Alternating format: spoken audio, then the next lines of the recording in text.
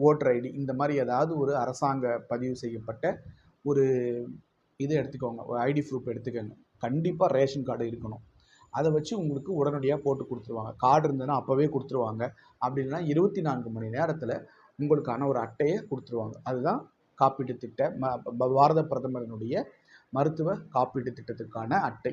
அந்த அட்டை இருந்தாலும் பரவாயில்ல, அட்டையே இல்லை அப்படின்னாலும் உங்களுடைய ரேஷன் கார்டை கொடுத்துட்டிங்கன்னா அவங்க அந்த முறையாக உங்களுடைய கேட்குற கேள்விகளுக்கு நீங்கள் பதில் சொல்லி அப்லோட் பண்ணிட்டாங்க கம்ப்யூட்டரில் அப்படின்னாலும் உங்களுக்கு வந்து ரிஜிஸ்டர் ஆகிடும். ஓகே, அதனால் அது நீங்கள் ஒன்றும் பயப்பட வேண்டிய அவசியம் இல்லை. அதுக்கப்புறம் நீங்கள் எந்த மருத்துவமனைக்கு போனாலும் என்ன மாதிரியான வியாதிகளாக இருந்தாலும் அதுக்கு நீங்கள் இந்த பாரத பிரதமருடைய மருத்துவ காப்பீட்டு திட்ட கார்டை கொடுத்து நீங்கள் ட்ரீட்மெண்ட் எடுத்துக்கலாம். இது ஒரு பக்கம் இருக்கட்டும். இது வந்து பாரத பிரதமருடைய மருத்துவ காப்பீட்டு திட்டத்திற்கான வழிமுறைகள்.